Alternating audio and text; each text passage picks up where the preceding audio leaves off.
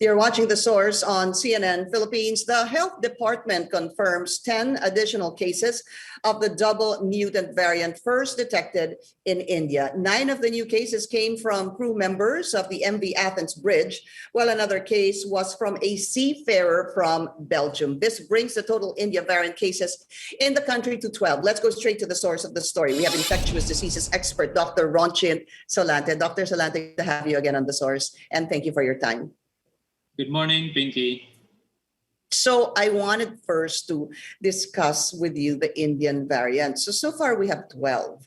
And the first 2 recorded here, one came from Oman and the other one from the United Arab Emirates. And then additionally, there were 10 more, as I mentioned, 9 from the MV Athens bridge. And then the other one is from Belgium. I guess what I really wanted to find out from you, frankly, Dr. Solante, would you surmise that we actually really have more than 12 cases here in the country?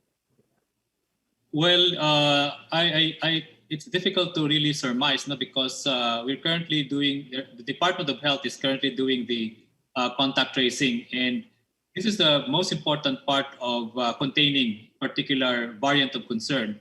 You need to do appropriate contact tracing and do the testing so that you'll be able to know the extent of the spread and the status of this Indian variant in the Philippines. So kind of difficult to predict if there's already transmission, but I'm still concerned about that. Hopefully we can contain this Indian variant.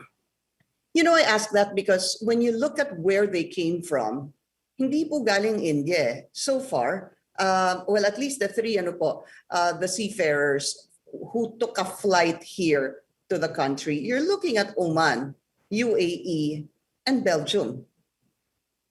Yeah, because there are already more than 20 countries reporting this Indian variant. And in fact, it's not only India. It is also responsible of some surge of cases in some European countries and in some of these countries where this is reported. So I'm not surprised that anybody coming from any other country will be bringing any of this variant, whether it's an Indian variant or the other variants of concern. That's the reason why border control is very important at this point in time. Which exactly leads me to my next point. But then the government imposed a travel ban, not on UAE or Oman, but in India, Pakistan, Bangladesh, and even Sri Lanka. Well, a travel ban is just one of those measures, no? But I think they have now what we call mandatory 14-day quarantine, 7th day testing. I think that would be enough for us to really ascertain if these people coming abroad or outside of this country are bringing this variant or whatever is they are positive. So malaking tulong po yun, Dr. Solante, yung in-adjust nila na protocols for those coming back to the Philippines, because now it's mandatory that those coming home stay in a hotel for 10 days. I think you get tested, I believe, on the 8th or the 9th day. That's been adjusted from 5 to 6. And whether you're positive or you're negative, you still have to stay in that particular quarantine facility for 10 days. Malaking tulong yan. Malaking tulong yan, Pinky, no? Because, if they are carrying it and it was not detected on the 7th or the 8th day, then you still have another additional 7 days for that virus that if it's present, it may not anymore be infectious. Okay, so let's talk about genome sequencing. There's, it's a little complicated than I thought, but do you think we are doing this enough, that we are genome sequencing enough? To tell you frankly, I don't think we are doing it enough, no, because just like any other countries in Asia, this is usually the problem because it requires resources, it requires more laboratories to do it.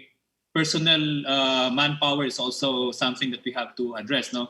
But at this point, I am a bit contented in the way that we are doing this sequence and we have been detecting this variant, and it's enough for us to know that we have all of this variant. It's just a matter that we really need to emphasize how we can prevent further transmission of this variant in our country. But isn't that the point of genome sequencing? You want to be able to take more samples. I know what you're saying, no, Dr. Solante, we have limited resources. But the point really is, aren't we supposed to ramp up increase our genome sequencing? Because that's the only way we determine whether it is the UK, the South Africa, or now the variant from India. Yes, correct. I totally agree with you. And if we can tap other laboratories, no, aside from the Philippine Genome Center or aside from the UPNH, if there are other laboratories, yes, if there are other laboratories who can do also sequencing, the better it will be for us. So that positive, especially. I'm looking at the severity index now. Most of these patients, like any patients who have severe COVID, then this can also be another criteria where we can also do sequencing for us to really know if there is correlation of severity and the presence of this variant.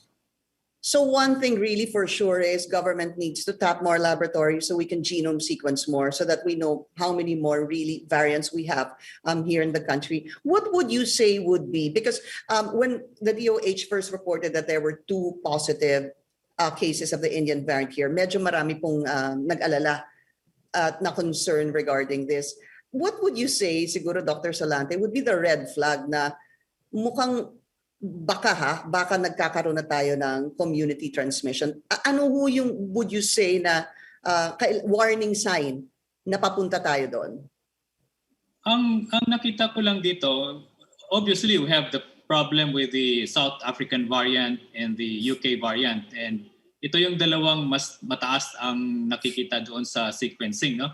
And that alone, these 2 variants alone of concern are really an important possible drivers of increased transmission.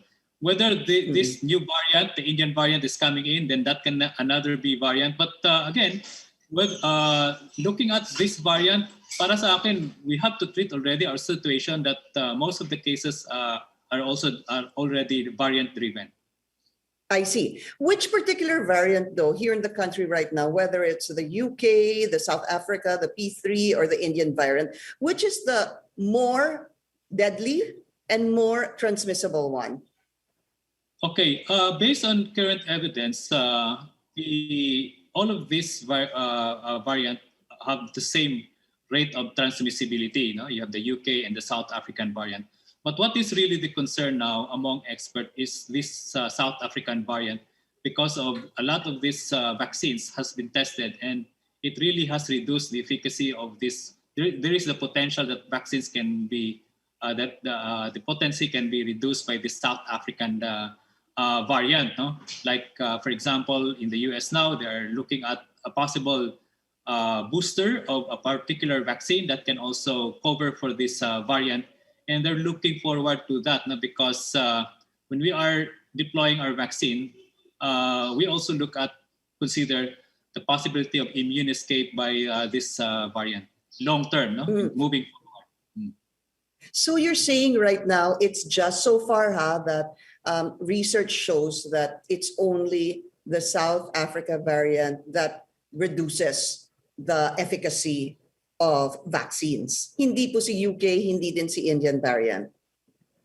For the Indian variant, we still have very low data, small data on that. No, so we're waiting some data coming from abroad. For the UK variant, in the actual rollout, for example, in UK, in Israel, and lately the one that was the latest publication in Qatar, that even with the South African UK variant, the efficacy of the vaccines were still very high.